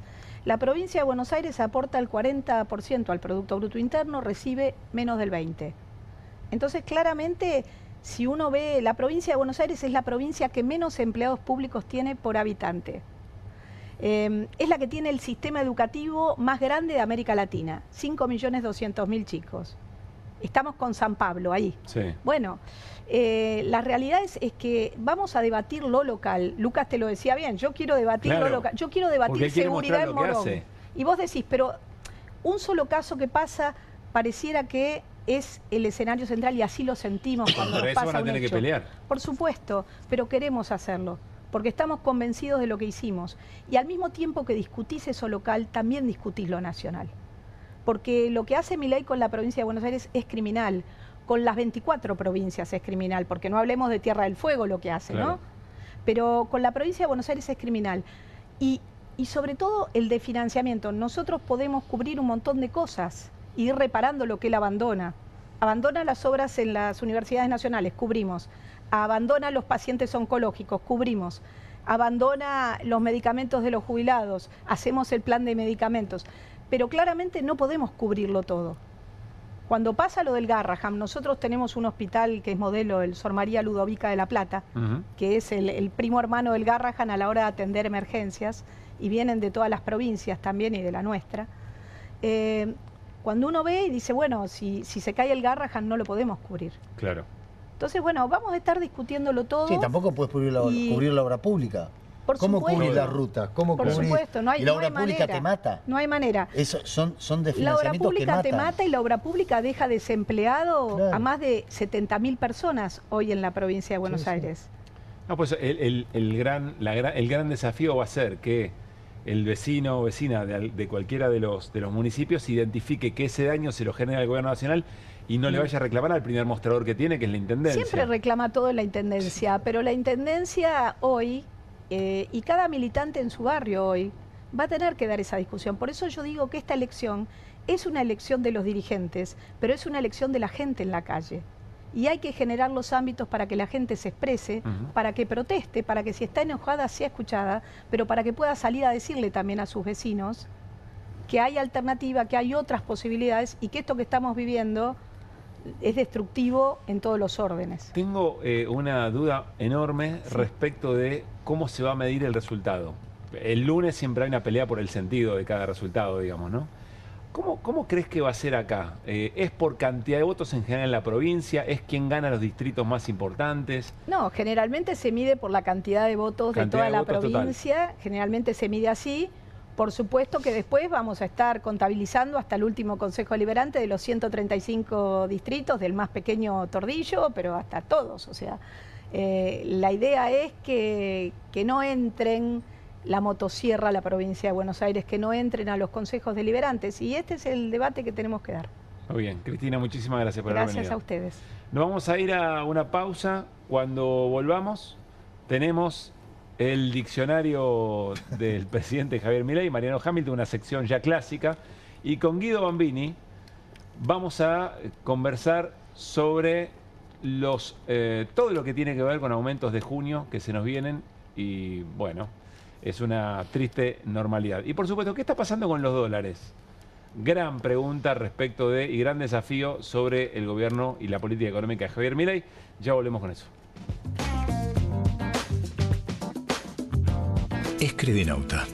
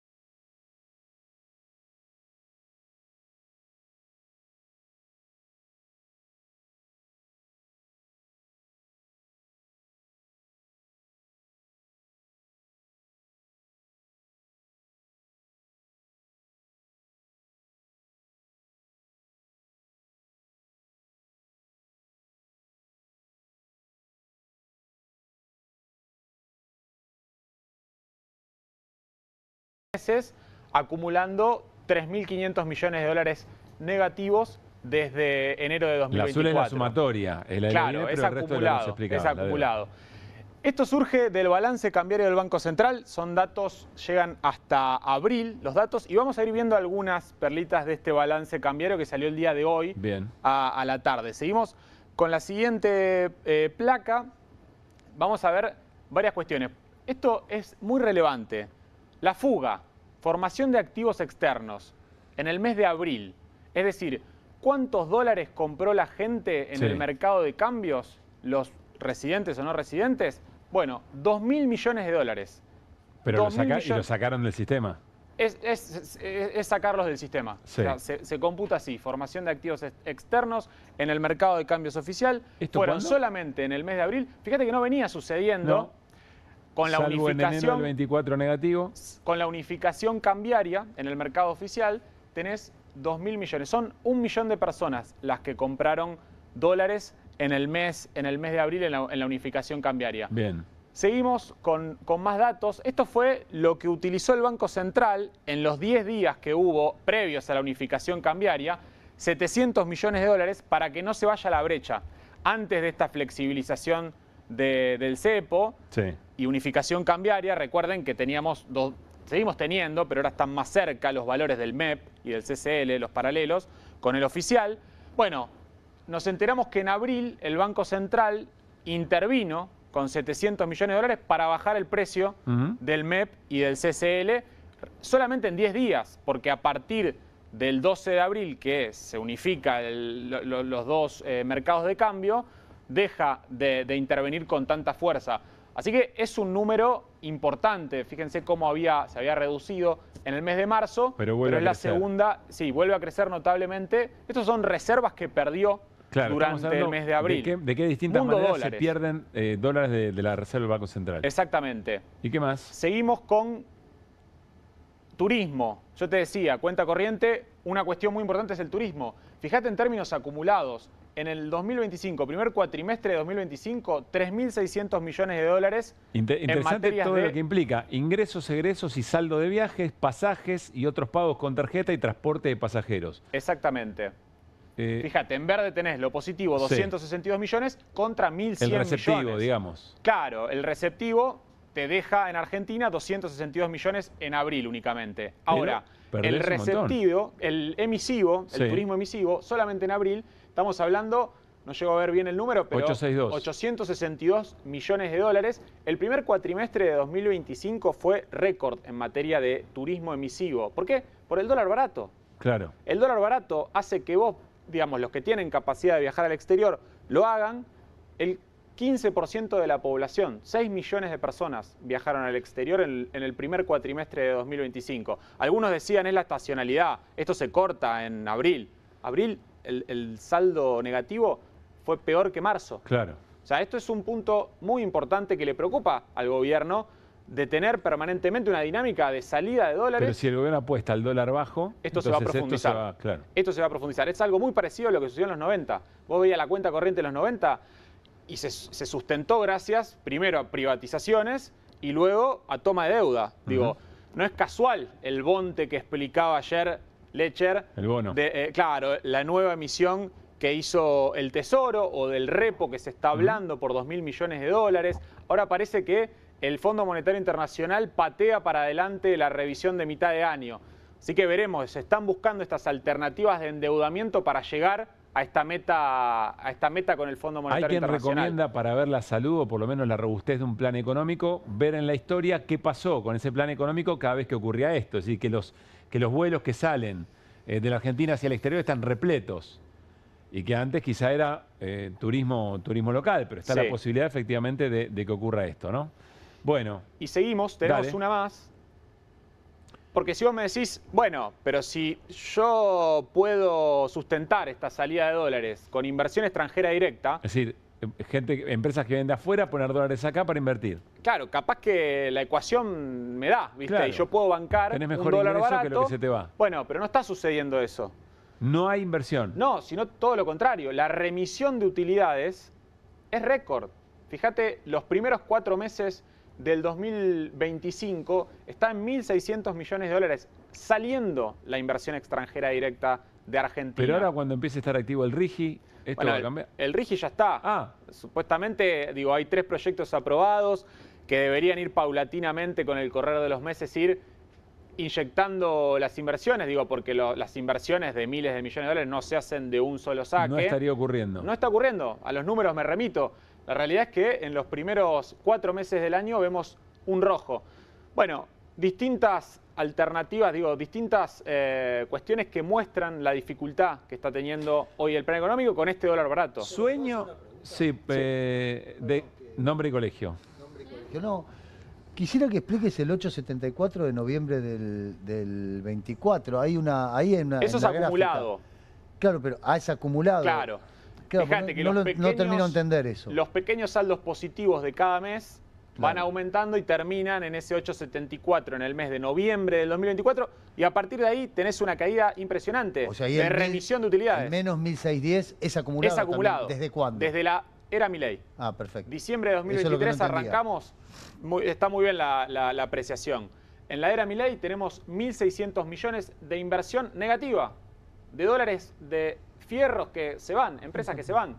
Todo lo contrario a lo que apuesta este gobierno. Y yo me pregunto, la fórmula de Producto Bruto Interno, también para hacer un poco de docencia en términos económicos, está compuesta por el consumo, que estamos viendo que no tracciona, por el gasto público, que este gobierno, la verdad que está yendo todo lo contrario, para abajo, está reduciendo el gasto público. Estamos diciendo de que quiere un superávit primario más grande que el del Fondo Monetario Internacional.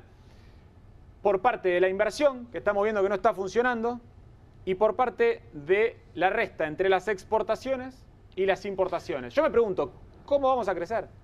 ¿Sabes qué? Es una gran sección, Guido Bambini, y yo me pregunto. ¿Saben qué me pregunto yo? ¿En qué momento va a haber una entrevista a algún funcionario del Ministerio de Economía o al propio presidente en que le muestren estas placas?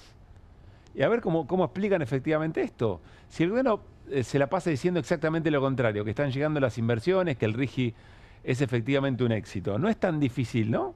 Es tomar este trabajo del CEPA y confrontar. Bueno, quizás es interesante la reflexión que pueda hacer un funcionario de economía. Sí, tal vez dirá, o argumenta. hay que esperar. Digo, bueno, puede ser. Bueno, pero este es elocuente. Banco Central, entran a la página, balance cambiario, sale el último viernes de cada mes con 2 meses de delay, porque hoy estamos en mayo y sale el dato de abril, casi 2 meses, todo abril, todo mayo. Pero es elocuente, el dato es elocuente. La inversión no está traccionando el modelo. Vamos a quedarnos en lo económico con el gran protagonista, es el ministro de Economía, Luis Caputo, que no sé si perciben, quizá es solo mi idea, pero va acompañando, se va soltando el ministro de Economía y cada vez está como más frontalizado, es decir, se anima a decir cosas que quizá en otro momento no, probablemente siguiéndolo al presidente o por instrucción del equipo de comunicación del presidente. En este caso, reflexionando, en Tucumán, si no me equivoco, reflexionando sobre los aumentos de precios y las empresas que aumentan precios. Bueno, tiene una recomendación, Luis Caputo, escuchen. Salimos del cepo y ¿qué pasó? Por primera vez el precio del tipo de cambio ajustó de arriba hacia abajo. Y hoy estamos viendo, todos estamos presenciando bajas de precios, no de 1 o 2%, de 25%, 40%, 50%. Hay muchas, hasta comercios ahora que están haciendo publicidad de lo que bajan sus precios. En las últimas 2 semanas cayeron 25% celulares, televisores, casi 50% aire acondicionados, heladeras, 25% bajó el aluminio también. Efectivamente, los precios estaban adelantados. ¿Por qué? Porque los comerciantes dijeron, van a salir del cepo y eso, y reaccionaban como reaccionan comúnmente, como dice el profe Furiase, con el chip de ajusto por las dudas. Y en realidad es no terminar de entender la lógica que hay atrás. Por eso el presidente dice, no va a pasar esto y les va a aplicar el principio de imputación de Mengel. O sea, si no bajan los precios, ya sabemos todos dónde se van a meter los productos, ¿no? El remate está picante. ¿Está bien los datos que da el ministro de Economía, Guido? No le habrían avisado el consumo, que han bajado notablemente los precios. Porque si hubieran bajado como plantea el ministro, bueno, efectivamente el consumo masivo estaría rebotando, y la verdad que lo mostramos permanentemente y está en una L. Digamos, vos ves el gráfico y es una caída estrepitosa en los primeros meses del 2024 y un estancamiento. Y también, digo, no hay salarios que acompañen, que traccionen ese consumo. Corregime, pero es al revés. Es decir, están pisados los salarios para que eventualmente no puedan convalidar otro tipo de precio. Es decir, parte de la baja de la inflación se debe a que los salarios pierden frente a la inflación. Sí, lo repetimos, mes a mes. Lo repetimos todos los días. Sí, hoy las anclas antiinflacionarias de este modelo de dólar barato son el ancla cambiaria, sí, que lo contamos recién, de las problemáticas que significa el dólar barato extendido en mucho tiempo, y el ancla salarial, que el jefe de gabinete lo dice a viva voz. Es lo que decía Mariano antes, ¿no? ¿Cuál es la audacia de un modelo que baja la inflación si el chiste es bajar los salarios, digamos, ¿no? No se termina de comprender. Bueno, gracias, Guido.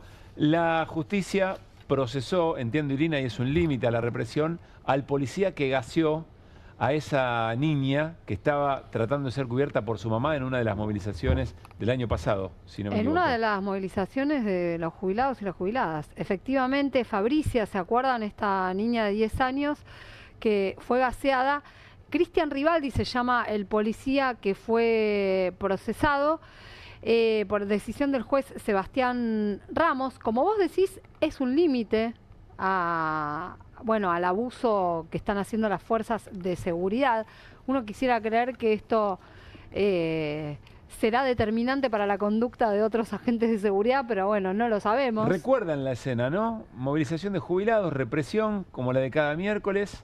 Ahí estamos viendo a la niña y aparece un policía que efectivamente descarga el gas sobre la madre y sobre la hija. En algún momento, ¿se acuerdan que se había dicho que no, que era alguien de naranja infiltrado? No, lo dijo Bullrich. Bueno. Yo creo que tenemos algunas de las cosas que dijo Bullrich, que entre otras era negar que el policía no había gaseado a la niña. ¿Tenemos la...? Dale, a ver, la compartimos. Me enteré del video por La Nación Más. Lo vi en su programa. ¿Sabe quién mandó el video? Bueno, ahora... Alejandro Roger, su jefe de policía. Gasearon a una nena. Nadie gaseó a una nena. Sí. ¿Quiere que le mande la imagen? La acabo de poner la imagen. Ya la vi. Entonces gasearon a la nena. No es gasear a una nena. La policía está avanzando. La señora está en el piso. La policía está avanzando y lo que hace es poner atrás a la nena. Y está tirando gases contra aquellos que habían tirado. Hay un oficial que le apunta a la nena y a la mamá. Señor, no, nadie le apunta a una nena ni a la mamá. Eso es querer poner a la policía en un lugar en el que no está. La policía está todo el día en tensión frente a los intentos permanentes de violencia que sufre. Hay un momento que Eduardo Feynman se agarra la cabeza y dice, no se dejan ayudar, evidentemente. No. Bueno. Déjennos ayudar. Bueno, es una constante esta, ¿no? De policías procesados en el ejercicio del ministerio de Patricia Bullrich. Detenidos, procesados, condenados. Se toman su tiempo igual. Pero está bien, pero en algún momento los policías tendrían a decir, che, esta ministra normalmente, cuando nosotros hacemos lo que ella nos dice, terminamos sopres. No nos estaría ayudando. Además, Patricia Bullrich no dijo esto una vez, lo dijo varias veces. La frase, el policía no gasea a la niña, envalentonada, enojada, le dijo un montón de veces. Bueno, el fallo que saca Sebastián Ramos es muy claro y además dice que no hay lugar a duda de que este policía le echó el gas a la niña y no podía no saber que era una niña. Que esto es así a todas luces. Bueno, tenemos algún parrafito para compartir. La sentencia tiene cerca de 20 páginas. uno puede imaginar que va a ser apelada, pero... Se tiene por acreditado que el causante deliberadamente arrojó gas contra 2 mujeres, una de ellas menor de edad, que se encontraban en el suelo y sin agredir a la autoridad, apartándose de ese modo de la normativa vigente y aplicable al caso. Tanto la madre como su hija se encontraban en posición de desventaja cuando al agresor que estaba parado, en cuanto al agresor que estaba parado y apuntó directamente a su rostro sin motivo que justificara esa acción. Fin, diría. Sí, creo que Adorni, ¿no? creo que está clarísimo. Y esta cuestión que dice, sin agredir a la autoridad, parece una pavada, pero es necesario decirlo. Las movilizaciones, las de los jubilados, las de los universitarios, las de los hinchas, todas, son pacíficas. No hay nadie que agreda a las fuerzas de seguridad. Las fuerzas de seguridad son las que van a generar violencia. Por eso, bueno, me parece que algo que hay que subrayar es esto, ¿no? Que esto me estoy pensando, es un elijo creer. Debería estar en nuestro segmento elijo creer. Bueno. Porque es una buena noticia en términos del límite que se le pone a la represión en esos ilegal. términos es una buena noticia. Yo creo que las pruebas para decir esto estaban hace un montón de tiempo y que en el mientras tanto hubo mucha más represión. Hubiera venido bien varios miércoles de represión atrás. Y claro, bueno, igual, Grillo está donde está, ¿no? Vamos a ver si causa alguna clase de efecto. La verdad que... Pero que esté procesado quiere decir, todavía no se sabe qué condena tendrá. No, o qué sentencia. No, los delitos son lesiones leves y abuso de autoridad. No va a ser algo muy relevante, no va a ir preso por esto, si esa es la pregunta. Es decir, lo que dice el juez es hay elementos suficientes como está comprometido legalmente para procesarlo. Sí, está responsabilizado. Nadie quiere tener una causa judicial en sus espaldas, obviamente. Es previsible que esto se apele, también hay que ver qué dice después la Cámara. Yo creo que esto es indiscutible, además está filmado. Lo que sucede es que hay tantas cosas filmadas. Claro. ¿No? Sobre todo las que todavía no se ha definido nada. Estuvo en este programa Beatriz Blanco, la jubilada, golpeada, con un bastonazo, tirada al piso por un policía. Las imágenes están, las vimos todos, las volvimos a ver el otro día y ese policía todavía no está identificado. Le tienen que operar, nos contó que le tienen que operar un ojo por pero el le efecto del vimos gas. el ojo como lo tenía por los gases que recibió. Además volvió a contar, además del bastonazo que le dieron, el policía le echó gas lacrimógeno cuando ella ya estaba tirada en el piso. Con esa hazaña se trata a los manifestantes. Y dejó secuelas muy graves, nos contaba. Y también. claro, bueno, y nosotros el daño al ojo se lo vimos porque realmente lo tenía inflamado. Bueno, sabemos Pablo Grillo que sigue en terapia intensiva, que tuvo que ser operado otra vez. En el caso de Pablo Grillo se está esperando que haya una conclusión del cuerpo médico forense. ¿Qué es lo que se espera que diga? Que corrió peligro su vida. Creo que está más o menos claro, ¿no? Está más o menos claro. Pero bueno, por eso digo, es una buena noticia. En cierto modo, hubiera sido, a mi ver, mejor que se hubiera conocido antes por todo lo que pasó después. Claro. Gracias, Irina. Nos vamos a ir a una tanda y al regresar, el pequeño Milei ilustrado con Mariano Hamilton. Ya venimos.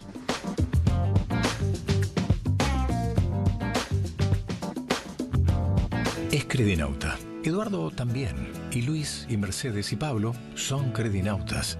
Ellos y miles de argentinos formamos Banco Credicop. Y somos credinautas porque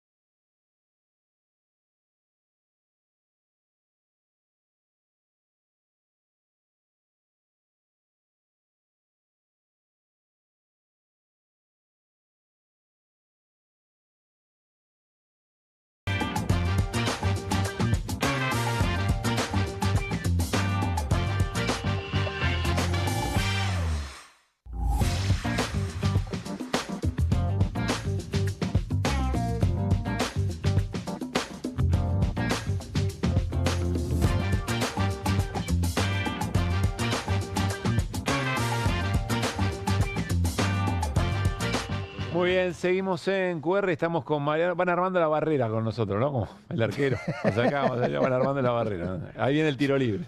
Muy bien. Yo voy al cocodrilo, voy al cocodrilo abajo. Y saltamos. Saltá, ¿eh? Saltá. Bueno. Sí, acá tengo la marca. Bueno, vamos con el pequeño Milei ilustrado de la jornada de hoy, de viernes. Nuevo Diccionario Libertador Argentino. Quiero decirle a la audiencia que no es que nosotros nos reímos de esto. Lo que estamos haciendo es tomar con un poco de humor algo que para nosotros es muy importante, que es la batalla cultural. Sí, señor. O sea, nosotros tratamos de darle una vueltita de rosca al asunto, pero no es que estamos de joda cuando el país está cayendo a cacho, no, estamos en otra película y en otro registro, pero no nos reímos. Vamos al pequeño Milei ilustrado, que es editorial Homo Mandrilex. Está con un poco de culpa, ¿no? No es culpa, no es culpa. Lo que digo también es que la batalla cultural se hace en muchos aspectos, de muchas maneras, no solamente... Pero también no tenemos que ponernos... Claro. No tenemos que ponernos a golpear una mesa, también podemos hacer humor. Bien. Así que preguntale a Tato Bore cuánto tiempo dio la batalla cultural haciendo humor. Bueno, nuevo Diccionario Libertador Argentino. Vamos, libertad. Bien. ¿Qué quiere decir libertad? ¿Qué les parece? ¿No lo hablan todavía? Derecho básico. Derecho básico. Y lo abrieron ya rápido. Claro, lo abrieron. Actuar por tu voluntad propia, digamos, que nadie te diga nada. ¿Y vos que conducís nada? No, sí, dale, yo estoy para leer. también. Bueno, lo abrimos, dale. Pero, vamos a meterle. no decís nada. Ya está todo dicho. Vamos a ver ese diccionario. Dos definiciones. Dos de tres. Arranco yo. Libertad, del latín libertas. Libertatis. Libertad, muy bueno. Femenino, facultad que tiene el hombre de obrar, o la mujer, de obrar de una manera o de otra y de no obrar por lo que es responsable de sus actos.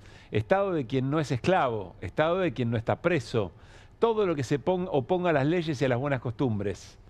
Prerrogativa, privilegio y licencia para insultar, maltratar, agraviar, perseguir y hasta cagar a trompadas a los que osen cuestionar justamente a la libertad proclamada por el excelentísimo campeón de la democracia y futuro premio Nobel de Economía, Javier Milei. Derecho de manifestar, defender y propagar las opiniones propias siempre y cuando terminen con la frase «Viva la libertad, carajo». Acá hay muy buena literatura. Sí. Se va mezclando, ¿no? Se va intercalando. Se va un poco. haciendo más como... Bueno, lo hago yo. Pero muy buena literatura. Para mí deberías escribir algún libro alguna vez. Bueno, muy bien. Bueno, vamos a la segunda, socialismo. ¿Qué es el socialismo para ustedes, muchachos? Y muchachas. Un sistema... Una ideología. Un sistema socioeconómico. Claro, más amplio que una ideología. Bueno, Palman y la CUR andan mejor. ¿Qué pasa? ¿No estudiamos? Vamos a invitarlos. No, ahora vamos, traten de... Me parece que le soplaron a ellos. Tiren de la soga. Tiren de la soga. Bueno, muy bien. ¿Y vos? ¿Cuál es la definición? Dale, pero el chiste que lo hagan pero una ideología, un sistema... Sí, bueno, que se basa en la propiedad de los medios de producción. Abrilo, dale, abrilo. La propiedad social. Lee Hamilton. Socialismo, política, nefasto sistema de organización social y económico basado en el robo sistemático a las clases pudientes para luego compartir las riquezas obtenidas con las clases menos pudientes, o sea, con los pobres. Teoría filosófica y política desarrollada por el delincuente filósofo alemán Karl Marx, que lleva al extremo la lucha de clases y la búsqueda de una sociedad sin divisiones mediadas por el capital. Los hombres de bien combaten estas ideas y a quienes las pregonan, es decir, a los zurdos de mierda. Marx divulgó sus perversiones en 3 libros que fueron llamados El Capital, escritos entre 1867 y 1894. Es decir, dedicó 27 años de su vida para producir excrementos. Te puedo decir, está muy bien. Está muy bien, está Te muy bien estás escrito. entusiasmando, boludo.